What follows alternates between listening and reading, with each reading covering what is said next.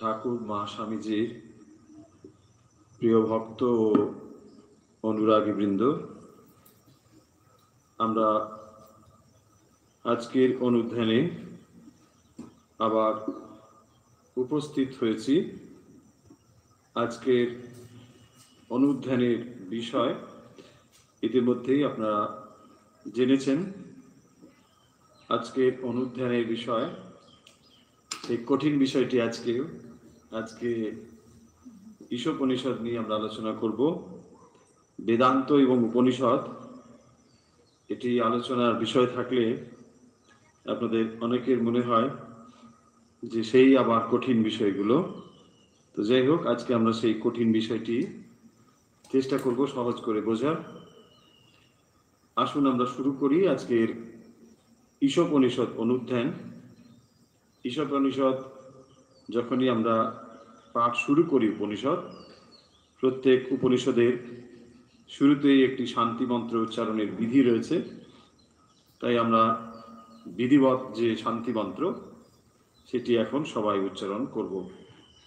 জানেন এই শান্তি মন্ত্র খুব সহজ, সকলেই আপনারা ইতিমধ্যে জেনেছেন। শান্তি মন্ত্র হলো পূর্ণমদ। ওম পূর্ণমদ পূর্ণমিদং পূর্ণাৎ পূর্ণমুদচ্যতে পূর্ণস্য পূর্ণমাদায় পূর্ণমেবাবশিষ্যতে। ওম শান্তি শান্তি শান্তি। ঈশাবাস্য উপনিষদের প্রথম অন্ত্রটি আমরা আলোচনা করেছি। আজকেও আমরা তার পরবর্তী অংশ থেকে আলোচনা করব। এখন আমরা 1 থেকে 5 নম্বর মন্ত্র পর্যন্ত একসঙ্গে পাঠ করব। কি করে এই মন্ত্র পাঠ করতে হয়, যারা আমাদের পিডিএফ পেয়েছেন তারা জানেনই। কতগুলো অক্ষরের ওপরে একটি করে দাগ রয়েছে, কতগুলো অক্ষরের তলাতে দাগ রয়েছে, কতগুলোতে আবার দুটো দাঁড়ি রয়েছে। এই দাগগুলোর তাৎপর্য হলো, একটিকে বলা হয় উদাত্ত, একটিকে বলা হয় অনুদাত্ত, আর একটিকে বলা হয় স্বরিত। এ কথাগুলো আমরা পূর্বেও বলেছি। উদাত্ত উচ্চারণ করতে হয় একটু উচ্চ গ্রামে। স্বরিত হলো সমস্বর, যেখানে টোন নিচে অথবা ওপরে হয় না, মধ্যলয়ে থাকে। আর অনুদাত্ত হলো নিচের গ্রাম, অর্থাৎ একটু টোন নিচে থাকে। এইভাবেই উচ্চারণ করতে হয়। আমরা সেটি উচ্চারণ করছি, একসঙ্গে আপনারাও অনুসরণ করুন। ওম ঈশাবাস্যমিদগম সর্বম যৎকিঞ্চ জগত্যাম জগৎ তেনাত্যক্তেন ভুঞ্জিতা মা ক্রুধ কাস্য সিদ্ধনম। আমরা আবার পড়ছি, লক্ষ্য করুন। ঈশাবাস্যমিদগম সর্বম যৎকিঞ্চ জগত্যাম জগৎ তেনাত্যক্তেন ভুঞ্জিতা মা ক্রুধ কাস্য সিদ্ধনম। মন্ত্র নম্বর 2। কুর্বন্নেবেহ কর্মাণি জিজিবিষেচ্ছদগম সমা এবং ত্বয়ি নান্যথেতোস্তি ন কর্মলিপ্যতে নরে। আবার আমরা রিপিট করছি। কুর্বন্নেবেহ কর্মাণি জিজিবিষেচ্ছদগম সমা एवं त्वयि नान्यथेतोऽस्ति न कर्मलिप्यते नरे। असूर्यानामते लोका अन्धेन तमसावृता तागं से प्रेत्या विगच्छन्ति ये के चात्महनो जना अनेजदेकं मनसो जवीयो नैना देवाप्नुवन् पूर्वमर्षत तद्धावतो अन्नान्नते तिष्ठत् तस्मिन्नपो मातरिषा दधाति तदेजति तन्नेजति त्वद्दूरे तद्वन्तिके तदन्तरास्य सर्वस्य तदु सर्वशास्य बाह्यतः। উপনিষদের একটি বিশেষত্ব হলো যে এই মন্ত্রগুলো পরম্পরাক্রমে চলে এসেছে গুরু থেকে শিষ্যে। এখনকার সময়ে যেমন আমরা লিখিত রূপে বই পাই, তখন এইভাবে এটি লিখিতভাবে পাওয়া যেত না। ফলে এক গুরু তার শিষ্যদের কাছে উচ্চারণ করে এগুলোকে বলতেন, এবং সেই কারণের জন্য উচ্চারণের বিধির কিছু তাৎপর্য রয়েছে, যেগুলো দেখেই স্পষ্ট বোঝা যায় যে কোন উপনিষদ থেকে এগুলো আমাদের কাছে এসেছে। আমরা বেদের 4টি ভাগের কথা নিশ্চয়ই জানি, যেখানে ঋক, সাম, অথর্ব এবং যজুর্বেদ। এই বেদগুলোর থেকে উপনিষদ অংশগুলো আমরা পেয়েছি, এবং সেই উপনিষদ থেকে যে ধারাতে এগুলো উচ্চারণ করা হতো সেইটি দেখে বা শুনে বুঝে নেওয়া যেত যে এটি কোন উপনিষদের বা কোন বেদের অন্তর্গত, বা কারা এটি অনুসরণ করেন, কোন বেদীয় ব্রাহ্মণ দ্বারা এটি জানা যেত। যেমন আপনারা নিশ্চয়ই জানেন যে 4টি বেদ হলেও অনেকেই কোনো একটি বেদের অনুসরণ করেন। এরকম অনেক ব্রাহ্মণ যারা রয়েছেন, কেউ কেউ সামবেদীয় ব্রাহ্মণ, কেউ কেউ যজুর্বেদীয়, কেউ কেউ বা অথর্ববেদীয়। এর কারণ হলো তারা বেদের একটি নির্দিষ্ট শাখাকে গ্রহণ করেছেন বা পরম্পরাক্রমে সেটি চলে এসেছে। আমরা বেদান্ত আলোচনার ক্ষেত্রে যে কথাটি বারবার উচ্চারণ করেছি বা বলেছি, বেদান্ত বললে আমরা বুঝি 3টি জিনিসকে। একটি হলো উপনিষদ, আরেকটি হলো ব্রহ্মসূত্র, অন্যটি হলো ভগবত গীতা। একসঙ্গে আমরা প্রস্থানত্রয় বলি।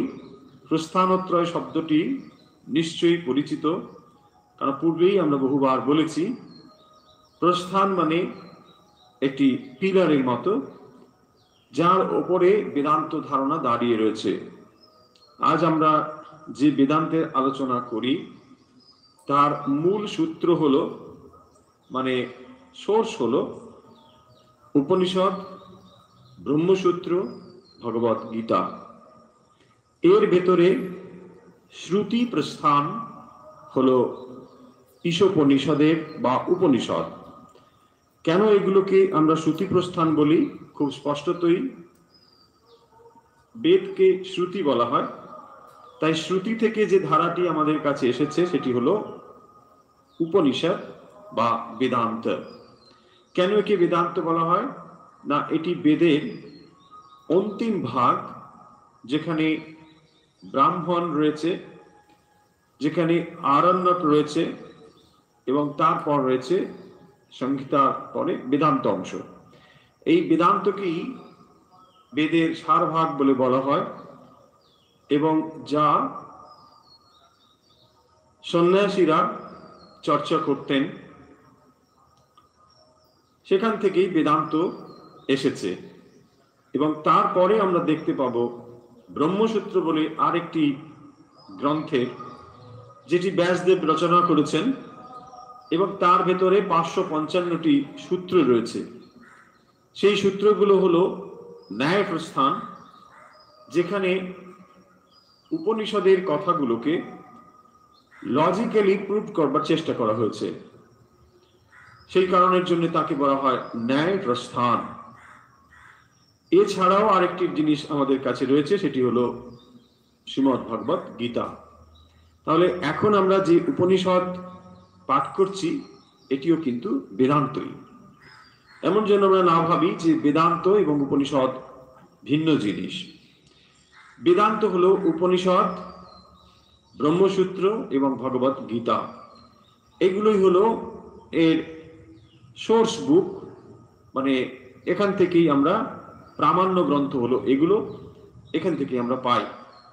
গ্রন্থ শব্দ বললে অনেক সময় ট্র্যাডিশনালি একটু ত্রুটি থেকে যাবে, এই কারণের জন্যে যে উপনিষদ বললে কোনো গ্রন্থকে বোঝায় না। বেদ শব্দের অর্থ হলো নলেজ, টু নো। বিদ ধাতু থেকে এসেছে, বিদ মানে জানা।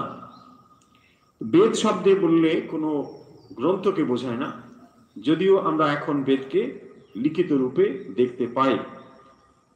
কিন্তু এই বেদ হলো জ্ঞান রাশি।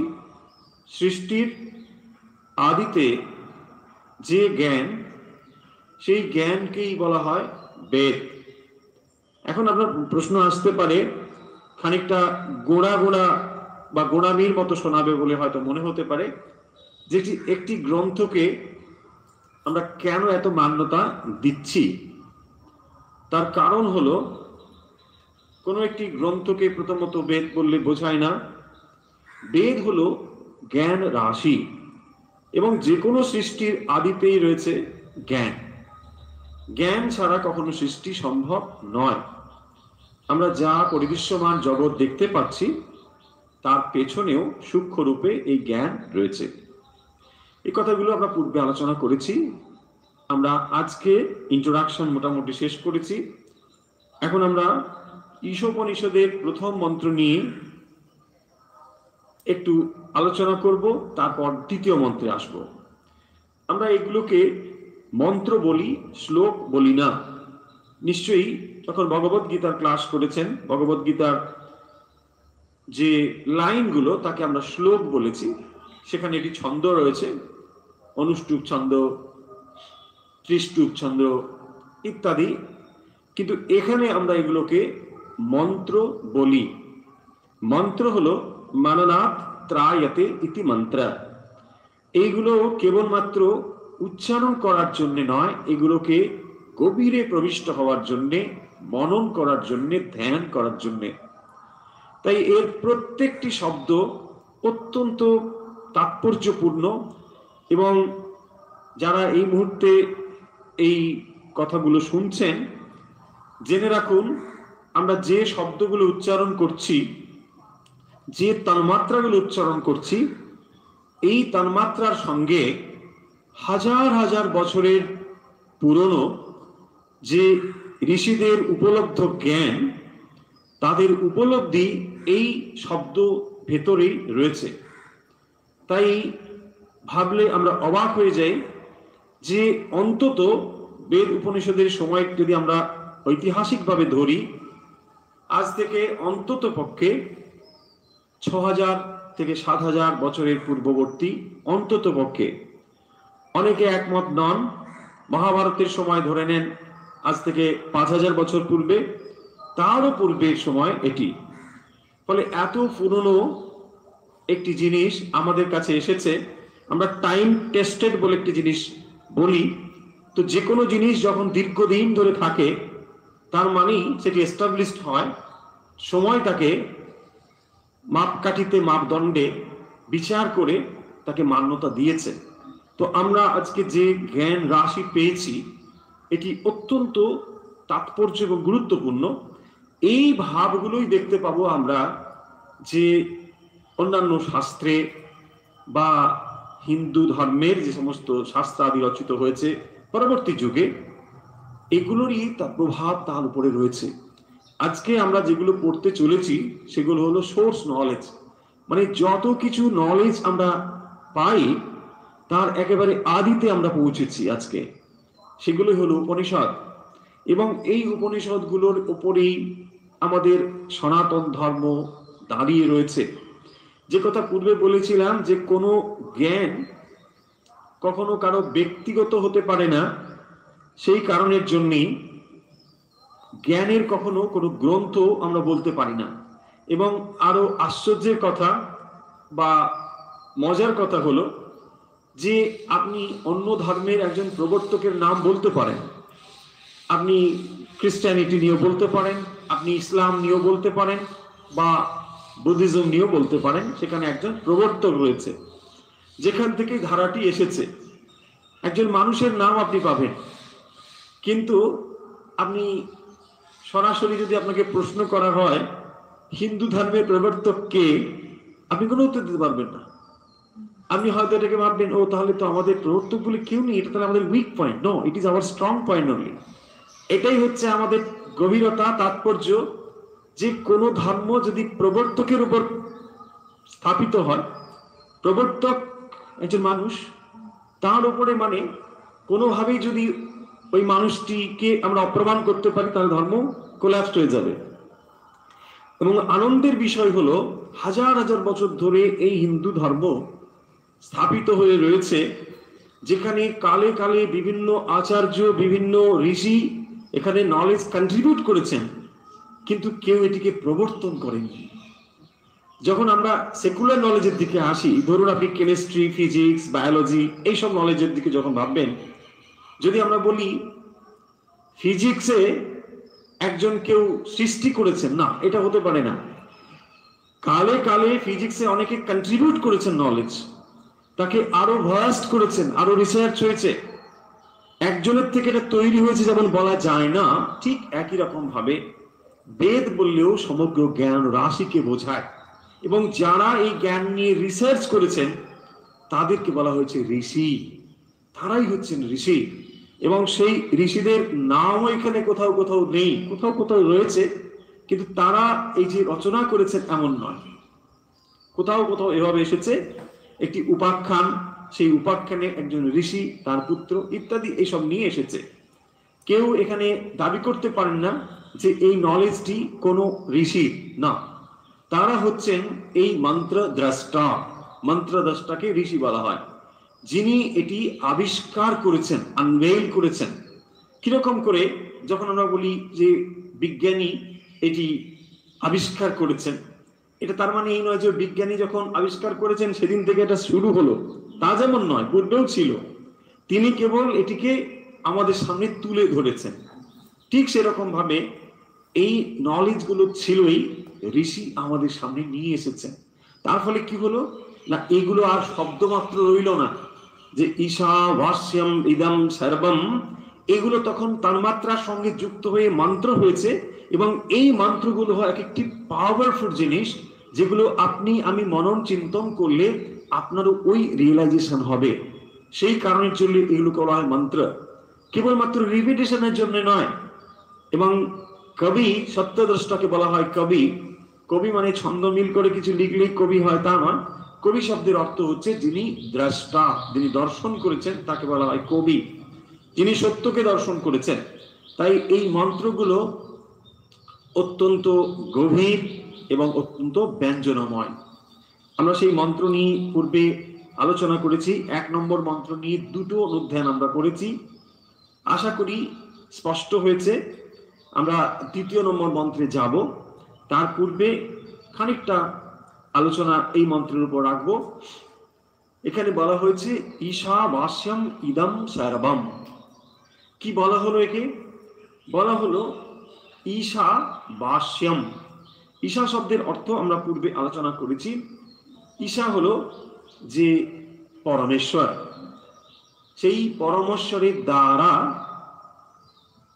ভাষ্যম, ভাষ্যম শব্দের অর্থ হলো আচ্ছাদিতম, কাভার। ঈশা দ্বারা এই সমস্ত কিছু কাভার হয়ে রয়েছে। দেখুন কিরকম শব্দ এখানে প্রয়োগ করা হয়েছে। এখানে কোনো পার্টিকুলার দেবদেবীর নাম এলো না, উপনিষদ কখনোই কোনো সংকীর্ণ ভাব প্রকাশ করেন না। উপনিষদ সবসময় একটি বৃহৎ ভাব প্রকাশ করেন, এবং সেখানে সেই জন্য বলছেন ঈশা। ঈশা শব্দ যার ভিতরে ঈশিত্ব রয়েছে, কন্ট্রোলিং পাওয়ার রয়েছে। কারো কারো মনে হতে পারে যে ঈশ্বর শব্দ যদি এরকম হয় যে সবকিছু কাভার হয়েছে, ও তার মানে একটা কিছু একটা পাওয়ার, যেমন একটা কিছুর দ্বারা কাভার হয়েছে, তাহলে ঈশ্বর মানে একটা পাওয়ার, তার মানে একটা মেটেরিয়ালিস্টিক কনসেপ্ট আমাদের ভিতরে এসে যেতে পারে। কিন্তু তার থেকে এটা যে মেটেরিয়ালিস্টিক কনসেপ্ট নয়, সেটি বোঝানোর জন্য বলা হচ্ছে যে ঈশ্বর মানে নিয়ন্ত্রণ যিনি করেন, কন্ট্রোলার, যিনি কন্ট্রোল করেন, সেখানে কনসাসনেস রয়েছে। Without consciousness nobody can control. So যখনই তার ভেতরে কন্ট্রোলিং পাওয়ার রয়েছে, তার মানে এটা জেনে নিন এটা ম্যাটার নয়, এটা ম্যাটার ছাড়া কনসাসনেস। দুটো জিনিস আমরা দেখি, একটি হচ্ছে ম্যাটার বা জড়, আর একটা চেতন, চৈতন্য। তাহলে এই ঈশা হলো চৈতন্য, চৈতন্য দ্বারা সমস্ত কিছু কভার হয়ে রয়েছে। সাধনার দুটো জিনিস রয়েছে, বারবার আমরা বেদান্তের ক্লাসে বলেছি যে একটিকে বলা হয় নেতি, আর একটিকে বলা হয় ইতি। নেতি মানে ন ইতি, ন ইতি। এই পদ্ধতিতে কারা সাধন করেন? যারা সংসার ত্যাগী সন্ন্যাসী, তারা নেতি নেতি সাধন করেন। ন ইতি, ন ইতি, ন ইতি মানে এটা নয় ওটা নয়, এই দেহ নয়, মন নয়, বুদ্ধি নয়, এই করে করে তারা আত্মার কাছে যাওয়ার সাধনা করেন। কিন্তু উপনিষদ, ঈশাবাস্য উপনিষদের বিশেষত এই প্রথম মন্ত্রটি দাঁড়িয়ে রয়েছে নেতি সাধনা নয়, ইতি সাধনার উপরে। ইতি মানে এখানে, এটি যা দেখছো, এটি যৎ কিঞ্চ জগত্যাম জগৎ, whatever you see, whatever you feel, সমস্ত কিছুই ঈশাবাস্যম। আমরা এই জগৎ যখন দেখছি, দেখবে দুটো জিনিস রয়েছে, আমরা লিখেওছি কার্য এবং কারণ, কজ এন্ড এফেক্ট। যখন কার্য থেকে কোনো কিছু কারণ তৈরি হচ্ছে, আমরা তখন কার্যকেই যখন দেখি, কারণটি যখন ভুলে যাই, তখনই ব্যবহারে ভুল হয়ে যায়। যত এই জগতে আমরা ব্যবহার ভুল করছি, ততই দুঃখ এবং যন্ত্রণা পাচ্ছি। এই জগৎ সম্পর্কে আমাদের স্পষ্ট ধারণা না হওয়ার জন্যে আমরা কেবল কি দেখছি? কারণটিকে না দেখে কার্যটিকে দেখছি। কিন্তু প্রত্যেকটি কার্যের পেছনে একটি কারণ রয়েছে। আপনি এখন প্রশ্ন করতে পারেন, কেন মশাই আমার কারণে যাওয়ার দরকার কি? আমি তো দেখতে পাচ্ছি একটি গাছ, তার একটি ফল, এটি তার নিশ্চয়ই কার্য, তাহলে আমি ফলটি গ্রহণ করি, খুব ভালো কথা। কিন্তু আপনি যদি কার্যে দেখেই সিদ্ধান্ত নিয়ে ফেলেন যে এটি আমি নেব, তাহলে কারণটি যদি না দেখেন, তাহলে আপনি এর সোর্সটা বুঝতে পারবেন না। সেই কারণের জন্য কার্য কারণ আপনাকে জানতেই হবে।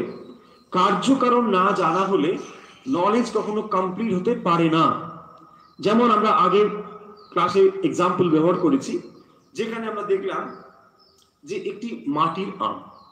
এখন মাটির আম দেখে আপনার মনে হলো, বা এটা তো সুন্দর, এটাকে আমি ব্যবহার করতে পারি, নিশ্চয়ই পারি। কিন্তু যখন এটি কার্যকারণ দিয়ে বিশ্লেষণ করছেন, দেখছেন না, এটা দেখতে আম, কিন্তু একটা মাটির তৈরি আম, হয় না? মাটির তৈরি আম কি সুন্দর করে দেখুন, আমি দেখেছি বিভিন্ন জায়গায় স্কুলে মডেল তৈরি করে, কি সুন্দর সুন্দর করে বানায়, দেখে মনে হয় অবিকল একদম আমেরই মতো, কিন্তু এটা আম নয়। এখন আপনি প্রশ্ন করবেন, আচ্ছা কেন এই এক্সাম্পল আমরা বললাম? এক্সাম্পলটা এই জন্য বলা হলো, যখন আমরা অ্যাফারেন্টলি একটা আম দেখছি, তখন আম দেখে কি ভাববো? না, ঠিক আমের যা যা কার্যকারণ মানে যা রয়েছে তার ভেতরে রেজাল্ট, আমরা তার সঙ্গে রিলেট হয়ে গেলাম। মানে আম মানে এই, আমরা জানি আম মানে খুব ভালো খাবার, তাকে আমরা খেতে পারবো, ইত্যাদি ইত্যাদি করতে চেষ্টা করছি। যখনই আপনি এটা বুঝে যাচ্ছেন যে no, it is not real mango, তখন আপনি কি বুঝছেন? না না, এটাতে অন্য কিছু হতে পারে, খাওয়া হবে না, তাই না? যখন আপনি কার্যকারণটা বুঝে যান, তখন আপনার ব্যবহারটা সম্পূর্ণ বদলে যায় একদম। এটা যদি আমরা বুঝে যাই, উপনিষদে আমাদের প্রথম জ্ঞান বা প্রথম শিক্ষা হচ্ছে এইটি। উপনিষদ ঋষি আমাদের এটি বলছেন যে যে জগৎ তুমি দেখতে পাচ্ছ, যা দেখছো, যা অনুভব করছো, সমস্ত কিছু, এটাকে মনে রাখো, এটি হচ্ছে পরমেশ্বর এর ভেতরে রয়েছে।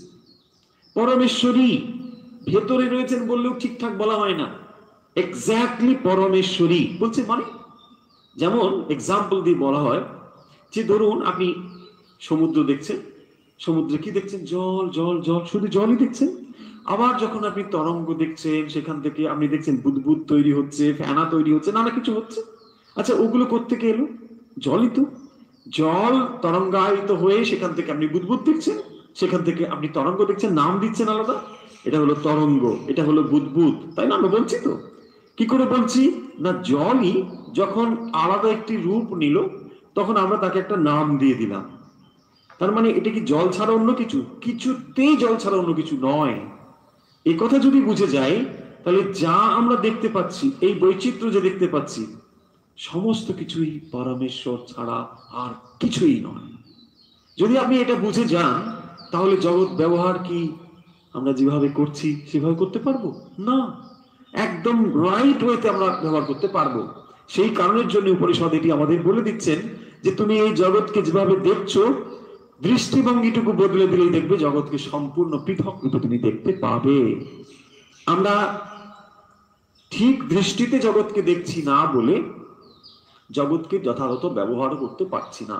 তাই প্রতি মুহূর্তে আমরা এই জগৎ থেকে কেবল দুঃখই পাচ্ছি। কারণ জগতের রিয়ালিটি যদি না বুঝি, স্বরূপটিকে যদি না বুঝি, তাহলে প্রতি মুহূর্তেই আমরা দুঃখ পাবো। সে কথাই উপনিষদ বলছেন, ঈশাবাস্যম ইদম সর্বম। যা কিছু, সর্বম শব্দ দিয়ে বলি, ইদম শুধু নয়, ইদম মানে এই জগৎ, সর্বম। তাতে হয়তো আমাদের মনে হতে পারে যে কোনো কিছু বোধহয় বাদ রয়েছে, না, কোনো বাদ নেই, সর্বম। যৎ কিঞ্চ, আরো ঠিক করে বলছেন, যৎ কিঞ্চ জগত্যাম জগৎ। এই মন্ত্রটি আমরা এত গুরুত্বের সঙ্গে বলছি এই জন্যে যে ঈশোপনিষদ হলো সমগ্র উপনিষদের মধ্যে শ্রেষ্ঠ, ঠিক বলবো না, মানে অন্যতম শ্রেষ্ঠ, নিঃসন্দেহে। এত নলেজ এর ভেতরে রয়েছে, এবং তার ভেতরে আবার এই প্রথম দ্বিতীয় মন্ত্র অত্যন্ত তাৎপর্যপূর্ণ। এখানে কোনো পণ্ডিত মত প্রকাশ করেছেন যে এর এই যে 18টি মন্ত্র, ভগবদ গীতার যে অষ্টাদশ অধ্যায়, ভগবান শ্রীকৃষ্ণ এর উপর আধারিত করেই এই শ্লোকগুলি তিনি বলেছেন বলে কোনো কোনো পণ্ডিতের মত।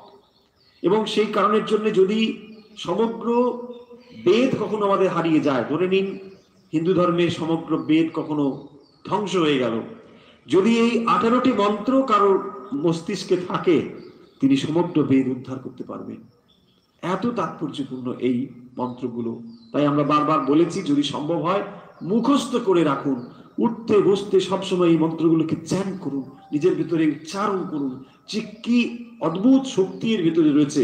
এবং এগুলো রিয়েলাইজড মন্ত্র, এমন নয়, সেই জন্য মন্ত্র বলা হয়েছে, কেবল শ্লোকের মতো নয়, ছন্দ করে শ্লোক নয়, এটা মন্ত্র। ঈশাবাস্যমিদম সর্বম যৎকিঞ্চ জগত্যাম জগৎ। জগত্যাম জগৎ, জগৎ শব্দের অর্থ হলো যা পরিবর্তনশীল, যা চলমান, তাকে বলা হয় জগৎ। এবং এই ব্রহ্মাণ্ডের ভেতরে যা পরিবর্তনশীল, সমস্তই ঈশাবাস্যম, তার দ্বারা আচ্ছাদিতম, সব তিনি এর ভেতরে রয়েছেন। এবং এই গতি রয়েছে বলে জগত্যাম জগৎ শব্দ, যে জগৎ মানে পরিবর্তনশীল, গতি রয়েছে, এবং এর ভেতরে কি প্রবল গতি রয়েছে। অ্যাপারেন্টলি স্থির বলে মনে হচ্ছে না, আপনি আমি সব মনে হচ্ছে স্থির বসে আছি, কিন্তু আসলে আমরা তো জানি যে এই ব্রহ্মাণ্ড বিপুল একটি গতিতে ভ্রামিত হচ্ছে, ঘুরছে। আলোর গতিবেগ কত? 1,86,000 mile per second. 1,86,000 mile per second. আপনি চিন্তা করুন, এইভাবে একটি বিরাট গতিতে এটা ঘুরছে, এবং এই গতিতে ঘোরার ফলে একটি রেখা তৈরি হচ্ছে, রেখা থেকে চিত্র বা এই ফর্ম তৈরি হচ্ছে, এবং ফর্ম থেকে নেম তৈরি হচ্ছে। সেই কারণের জন্য আমরা এই রূপ নাম জগৎ দেখতে পাচ্ছি, পরম গতির জন্য, যদিও অ্যাপারেন্টলি তাকে স্থির বলে মনে হচ্ছে। তাহলে এই কারণের জন্য। তারপরে কি বললেন? তাহলে প্রথম যে লাইনটি বললেন তাতে বললেন সমস্ত কিছু ঈশাবাস্যম, তার দ্বারাই আচ্ছাদিতম, একমাত্র তিনিই রয়েছেন, পরমেশ্বরই রয়েছেন, এবং পরমেশ্বরের দ্বারাই এই সমস্ত কিছু। এইটিকে ধারণা করার জন্য ঋষি প্রথম লাইনটি বললেন। দ্বিতীয় লাইনটি বলছেন তেন ত্যাক্তেন ভুঞ্জিতা মা ক্রোধ কাশ্য সিদ্ধানাম। আমরা পুরো বলেছি, দ্বিতীয়তে যাব। বলছেন তেন ত্যাক্তেন ভুঞ্জিতা, ত্যাক্তেন, কি করে তাহলে এটাকে ভোগ করবে? কি করে ভোগ? মানে এখানে শব্দ আমরা অনেক সময় ভোগ শব্দটি খুব নেগেটিভ ভাবে ব্যবহার করি। ঋষি একেবারে নেগেটিভ ভাবে ভোগ শব্দটিকে এখানে ব্যবহার করছেন না। ভোগ মানে প্রয়োগ, ইউটিলিটি, প্রয়োগ করা।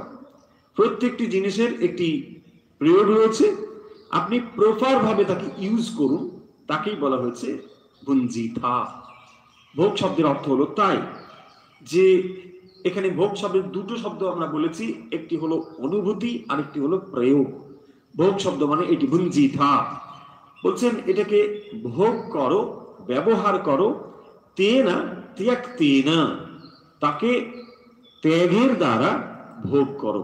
মানে এই যে জগৎটা রয়েছে, যা কিছু দেখতে পাচ্ছ, তাকে কিভাবে তুমি প্রয়োগ করবে বা কিভাবে তুমি ইউজ করবে না, ত্যাক্তেনা, তাকে ত্যাগের দ্বারা। কি তুমি ত্যাগ করবে? আমিত্বটাকে ত্যাগ করো। এই যে আমিত্ব, এটাকে ত্যাগ করো। কেন না, এই সমস্ত যদি তার হয়, তুমি কেন আমি আমি করো? এই যে ক্ষুদ্র আমি আমি করছি, এটি হচ্ছে ভ্রান্তি, এটি হচ্ছে ভুল। কারণ যা কিছু রয়েছে সব তাঁরই রয়েছে, তুমি এখানে আমি আমি কেন করছো? কোনো বস্তুই আমার পজিশন না হলে আমি যেন খুশি হতে পারি না, দেখবেন সবকিছুই, কিন্তু সেখানে যথার্থ ব্যবহার করা যায় না। কিরকম দেখুন, বিচার করে দেখলে আপনি যখনই কোনো বস্তু সম্পর্কে আপনি তার মালিক নন, জেনে নেন যে এটা আমার মালিকানাতে নেই, তখনই বরং আপনি বস্তুটিকে ভালোভাবে ব্যবহার করতে পারেন, নির্ভয়ে ব্যবহার করতে পারেন। যখন আপনি জেনে যান যে এটি আমার পজিশনে আছে, তখন আপনি ভয়ে ভয়ে ব্যবহার করেন। আপনি অপটিমাম ইউজ করতে পারেন না, সবসময় ভয় রয়েছে, বোধহয় এটা ব্যবহার করতে করতে শেষ হয়ে যাবে বা আমি শেষ হয়ে যাব, তাই রয়েছে না? এই জিনিসটা সবসময় থাকে। কিন্তু যখন আপনি জানেন যে এটা আমার নয়, তখন আপনি তার সর্বোচ্চ ব্যবহার করতে পারেন এবং নির্ভয় করতে পারেন, নির্ভয় করতে পারেন। সেই জন্য বলা হয়েছে যে ত্যাগতেন মানে হলো আমিত্বটাকে ত্যাগ করে ব্যবহার করো। তোমাকে ব্যবহার করার জন্য একবারে বেশি বারণ করছেন না। আপনি ভাবছেন না আমি কি করব, আমার এখানে এসিটা লাগাবো কি লাগাবো না, লাগান, কোনো ক্ষতি নেই, এতে পাপ হয়ে যাবে না, পুণ্য হয়ে যাবে না, কিচ্ছু হবে না। এরকম প্রত্যেকটা জিনিসে, একাদশী করছি, এক গ্লাস জল খেতে ইচ্ছে করছে, খেয়ে নেবো কিনা, আরে না না, এরকম খেলে কিচ্ছু হয়ে যাবে না। এইগুলো বুঝতে হবে যে কত গভীর জিনিস রয়েছে। আমরা দেখবেন এইগুলো ছোট ছোট জিনিস নিয়েই খুব মনে হয়, অনেক সময় আমাদের পরিপ্রশ্নের প্রশ্ন আসে এরকম যে একাদশী করছি, মানে বারবার এই প্রশ্নগুলো আসে, একাদশী করছি মানে ভাত খাবো না রুটি খাবো না কি খাবো? আমি বলবো যে আপনি যা খুশি খান, কিছু হবে না। কারণ হলো এই যে যারা ভাত খায় তারা রুটি খেলে মনে হলো যে একাদশী করছি, আবার যদি তারা রেগুলার রুটি খায় তারা তাহলে ভাত খেলে শুরু করলেই ভাববে একাদশী করছি। ব্যাপারটা আসলে আসলে ফুডটাকে চেঞ্জ করা।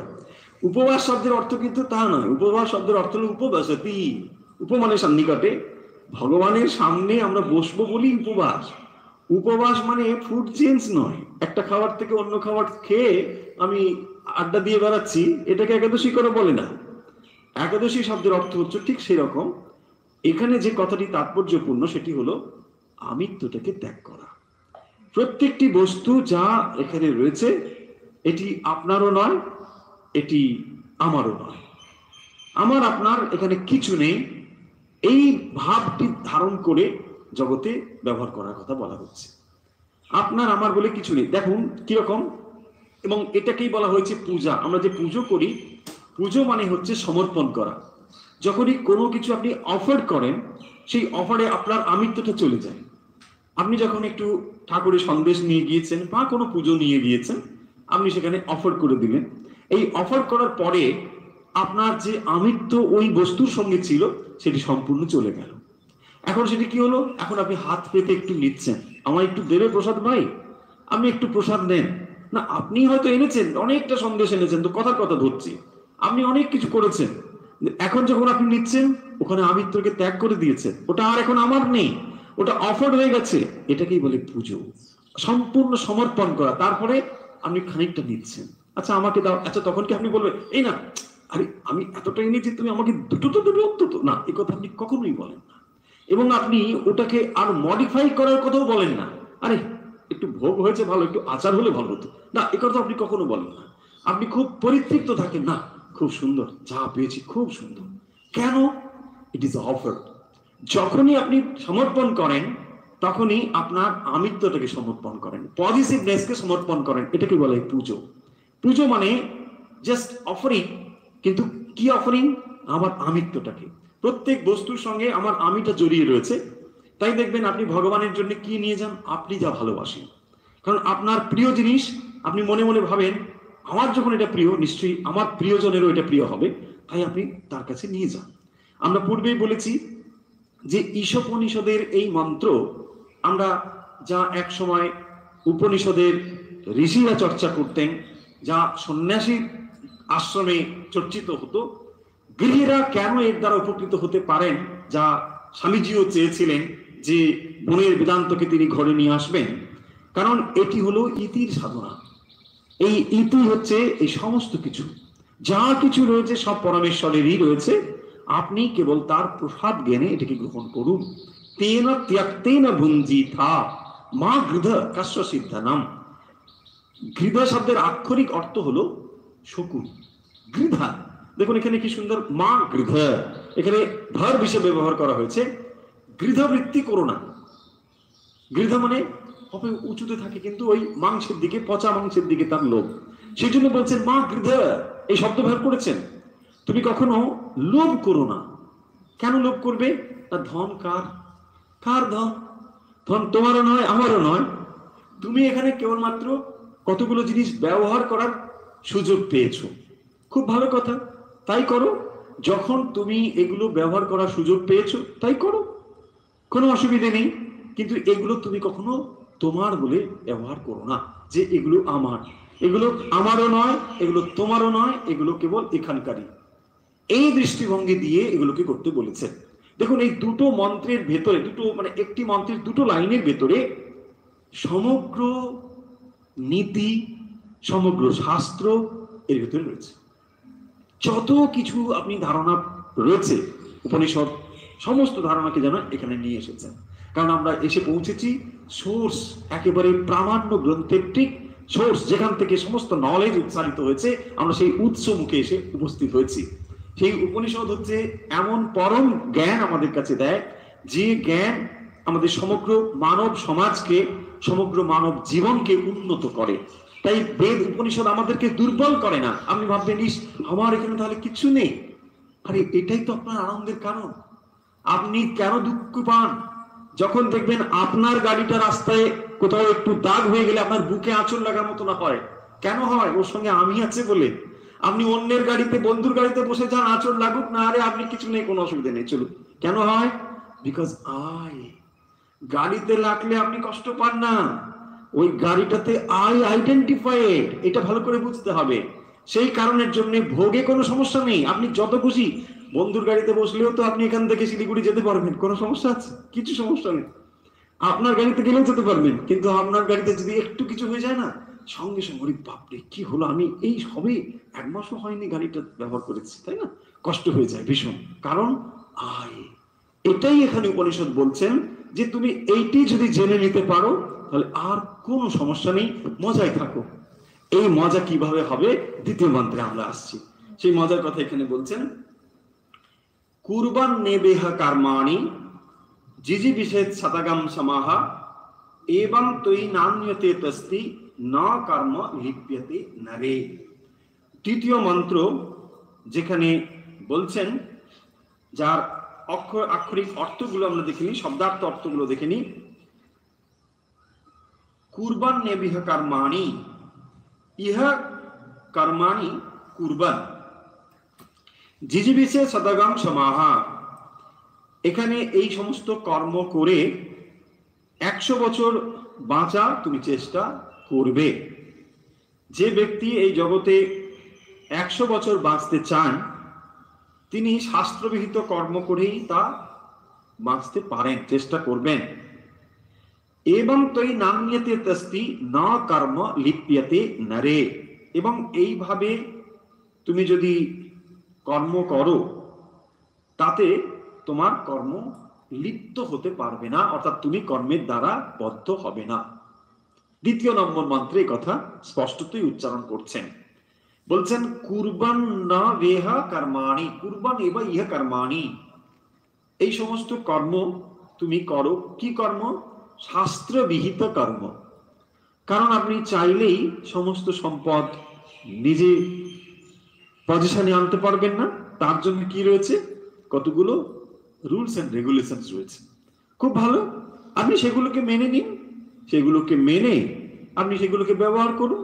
কুরবান নেদেহকার মানি জিজি বিশেষ বাঁচার চেষ্টা করো, জিজি বিশেষ শতগম সমাহা, তুমি 100 বছর তুমি বাঁচার চেষ্টা করো, কোনো সমস্যা নেই। তৈ এবং তৈ নান্যতে তস্তি না কর্ম লিপ্যতে নরে। এইভাবে তুমি যদি এটিকে ব্যবহার করো তাহলে কর্ম তোমাকে লিপ্ত করতে পারবে না। তুমি কর্ম করো।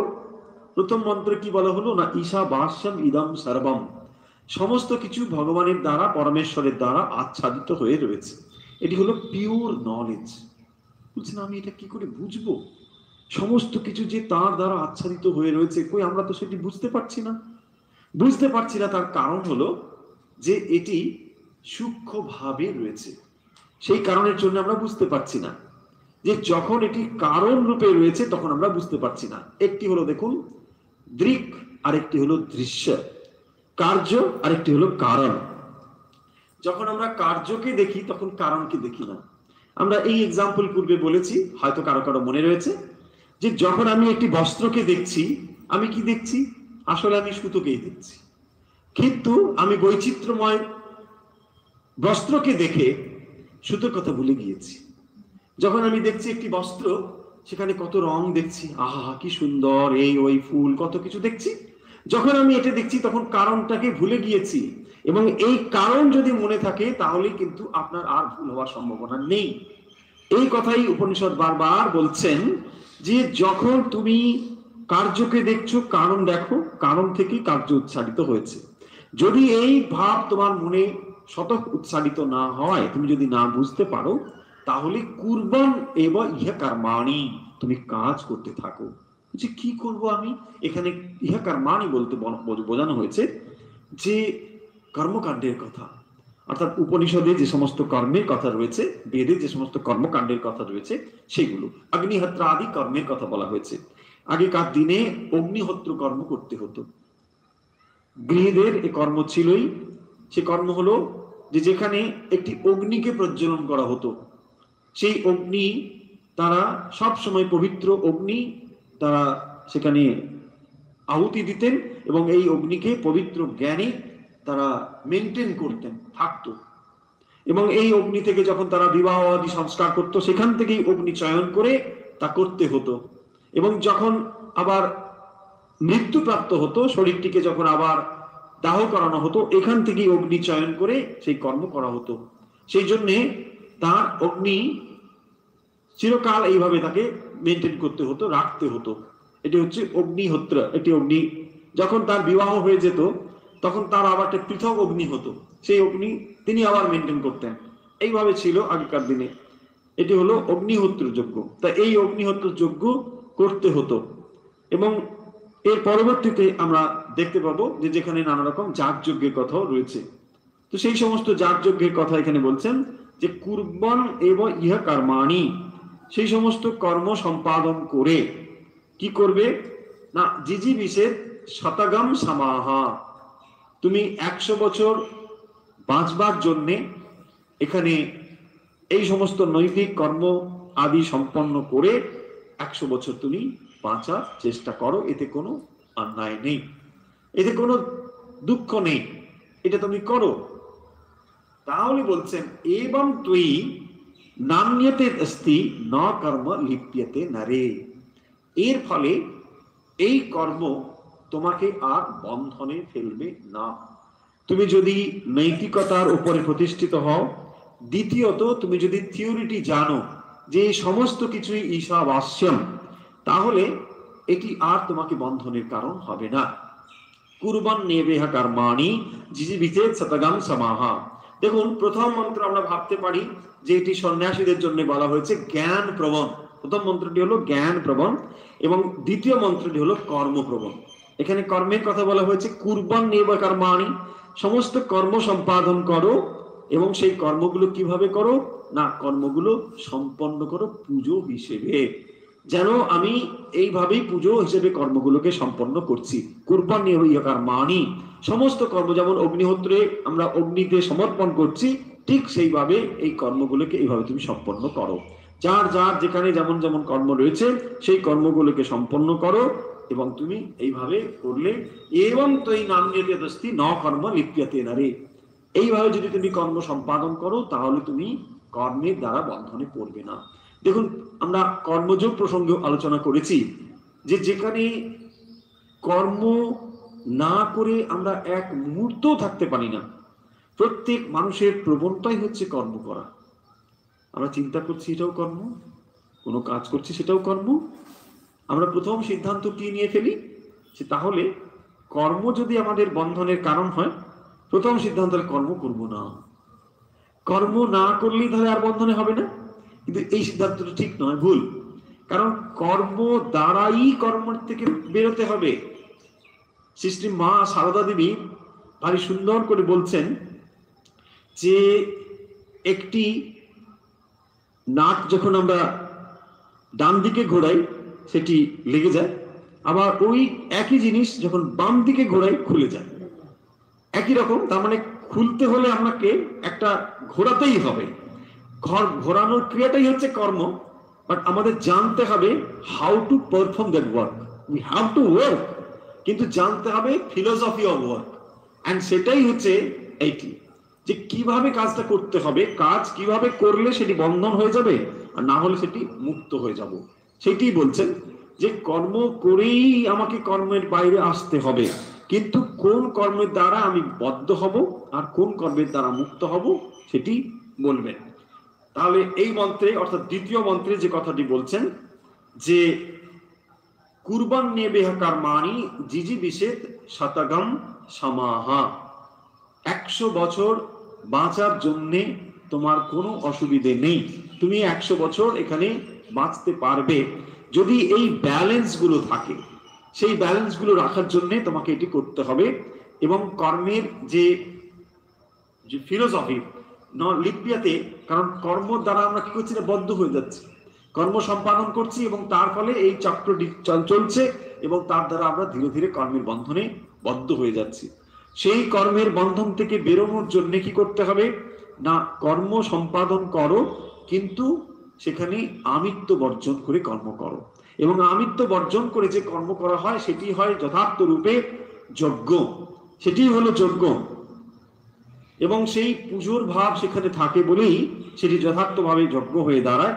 সেই কাহিনী রয়েছে, দেখবেন রাজস্ব যজ্ঞের কথা রয়েছে, যেখানে যুধিষ্ঠির রাজস্ব যজ্ঞ করছেন। রাজা যুধিষ্ঠির রাজস্ব যজ্ঞ করছেন, তো সেখানে এক নকুল এসে উপস্থিত, বেজি উপস্থিত, তো সে সেখানে খানিকটা গড়াগড়ি দিয়ে তারপরে বলছেন এখানে ঠিক যজ্ঞই হচ্ছে না। বলছে কি ব্যাপার, এখানে যজ্ঞই হচ্ছে না? রাজা যুধিষ্ঠির এত বড় রাজস্ব যজ্ঞ করছেন আর যজ্ঞ হচ্ছে না? বলছে না, আমি রাজা রন্তিদেব তিনি যখন যজ্ঞ করেছিলেন আমি সেখানে উপস্থিত ছিলাম এবং সেই যজ্ঞে উপস্থিত থাকার ফলে আমার শরীরের অর্ধেকটা সোনা হয়ে গিয়েছে, স্বর্ণ রঞ্জিত হয়েছে, কিন্তু আমি তারপরে দেখলাম যে সেখানে পূর্ণ যজ্ঞ না হয়ে অর্ধযজ্ঞ হয়েছিল। আমি তখন শ্রবণ করলাম যে যেখানে পূর্ণ যজ্ঞ হবে তুমি সেখানে যদি যাও তাহলে তোমার শরীরের বাকি অংশ সোনা হয়ে যাবে। আমি সেই জন্য খুঁজে বেড়াচ্ছিলাম কোথায় এটি মানে পূর্ণ করা যায়।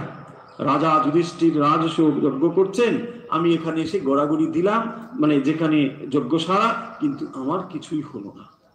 তা আমার মনে হলো এখানে হয়নি এবং দেখলাম বলেছিলেন যে সত্যি পূর্ণযজ্ঞ যদি হয় সেখানে শঙ্খধ্বনি হবে, এমনি থেকে শঙ্খধ্বনি হবে, কেউ বাজাবে না, এমনি সেখানে শাঁখ বেজে উঠবে এবং এরকম মাঙ্গলিক দৃশ্যে আমি বুঝবো যে এখানে যজ্ঞ সম্পন্ন হয়েছে। এই কথা শুনে সবাই রাজার কাছে গিয়ে বলল, রাজা যুধিষ্ঠিরের কাছে। রাজা যুধিষ্ঠির তখন শ্রীকৃষ্ণকে গিয়ে বলছে, সকা কি অবস্থা? বলছে যজ্ঞ যজ্ঞই নয়, কেন এই যজ্ঞ যজ্ঞ হলো না? এখানে এত রাজা আমন্ত্রিত, এত আহুতি প্রদান করা হয়েছে। তিনি বলছেন, দেখো এখানে ভক্তের সেবা করতে হবে। ভক্তের সেবা হয়েছে? বলছি ভক্তের সেবা না, রাজরাজারা এসেছেন, ভক্ত মানে?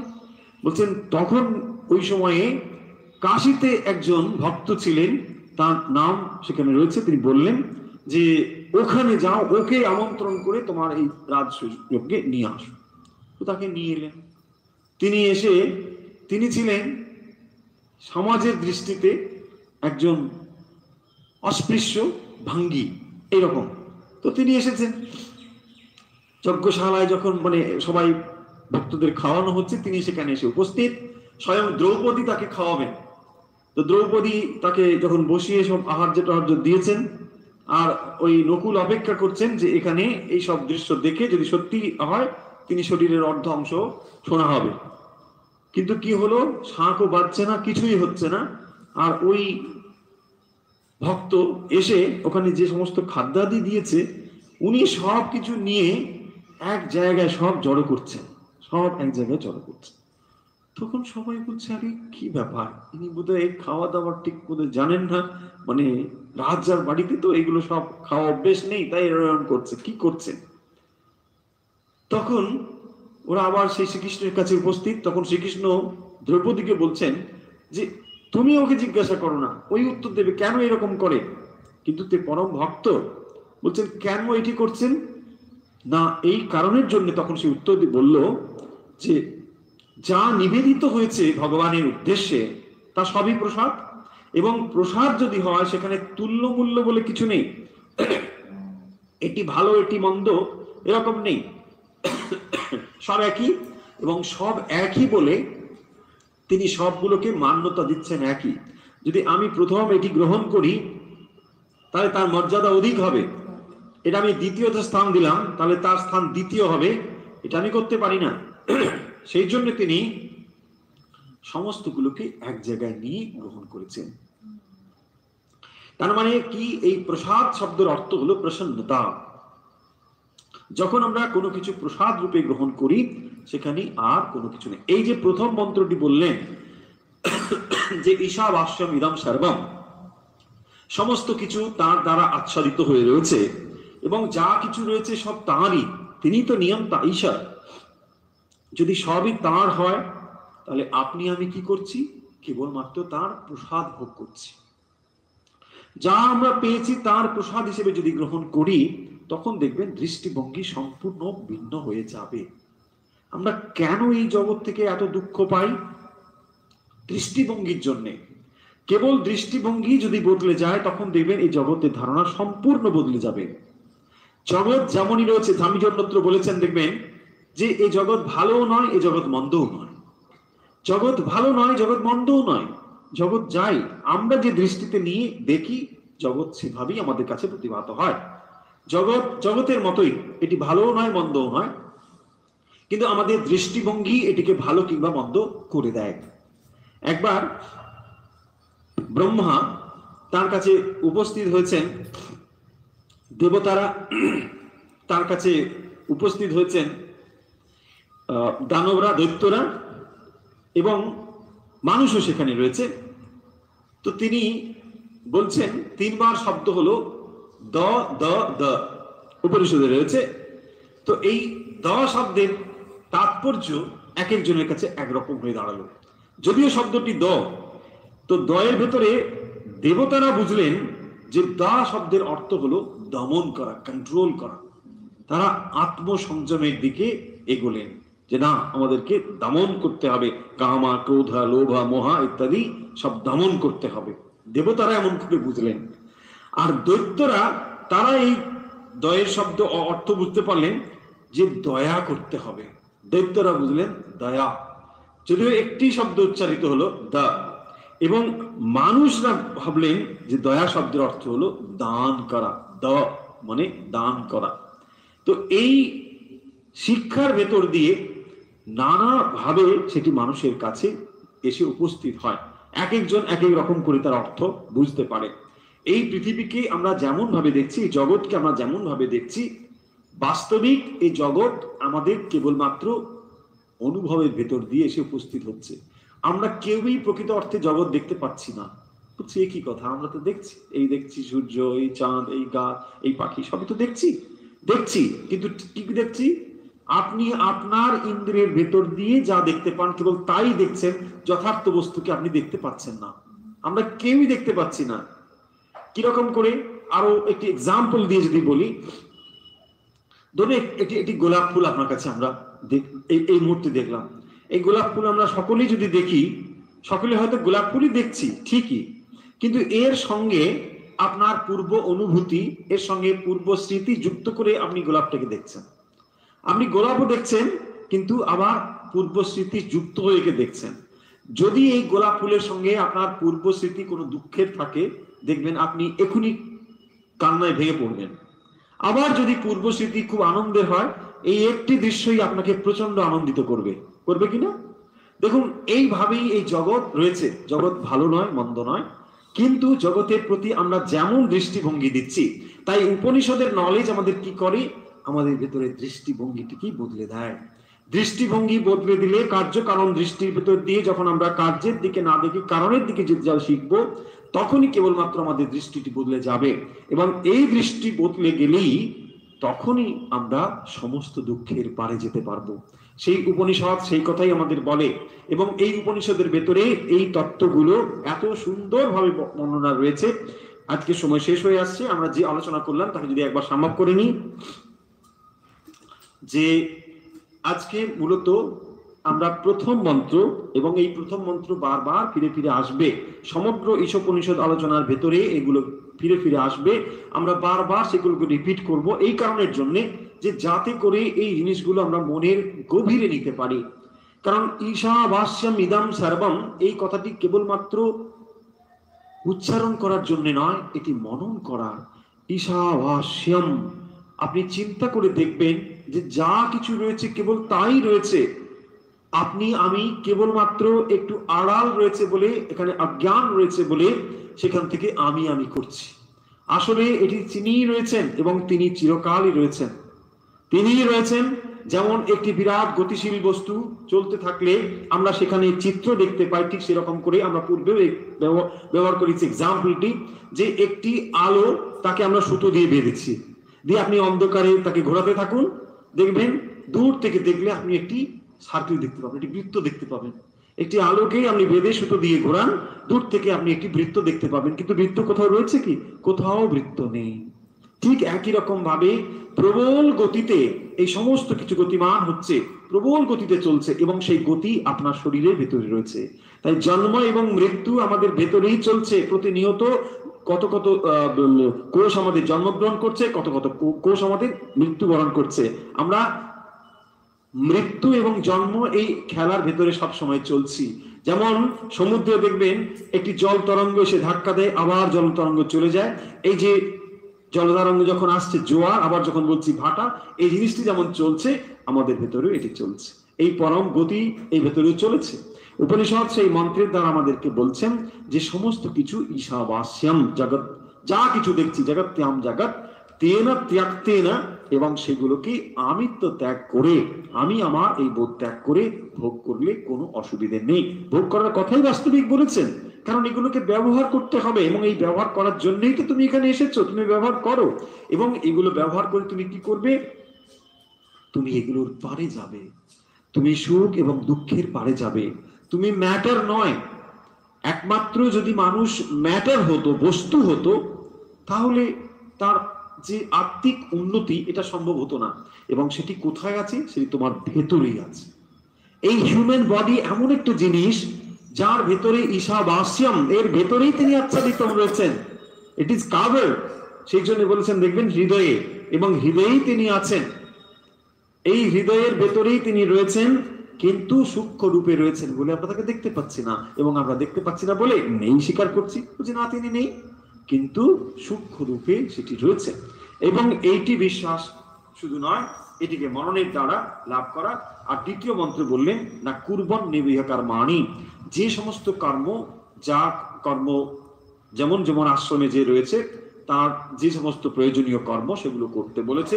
এবং পূর্বন্নে বিহাকারমানি জিজি বিশেষ শতগম সমাহা, তুমি 100 বছর এখানে বাঁচার জন্য নিশ্চয়ই চেষ্টা করো সৎভাবে। এবং তুই নান্যতে তস্তি, এবং না কর্ম লিপ্যতে নরে, এইভাবে তুমি যদি কর্ম সম্পাদন করো, কর্ম তোমাকে না লিপ্যতে, কর্মের দ্বারা তুমি বদ্ধ হবে না। তাহলে প্রথম মন্ত্র হলো জ্ঞানের সাধন, দ্বিতীয় মন্ত্র হলো কর্মের সাধন। আমরা দুটো ধারা দেখতে পাবো, জ্ঞান এবং কর্মের ধারা। আমরা ভগবত গীতাতেও দেখেছি জ্ঞানের কর্ম, এবং এখানে পরবর্তী মন্ত্রে আসবে জ্ঞান কর্মের সমুচ্চয়। কি করে জ্ঞান এবং কর্মের যে একসঙ্গে সমন্বয় সাধন করা যায় সে কথা আমরা পরবর্তী অংশে আসব। তাহলে একটিতে বললো জ্ঞান সাধনের কথা, একটিতে বললো কর্ম সাধনের কথা, এবং এই জ্ঞান ও কর্মের সমুচ্চয় কি করে হয়, তাকে কিভাবে সমন্বয় সাধন করা হয় সে কথা আমরা পরবর্তী মন্ত্রে আসব। তাহলে আজকের অনুধ্যানে উপনিষদের আলোচনা এখানে শেষ করছি। আমরা ফিরে আসছি অভ্যাস পর্বে।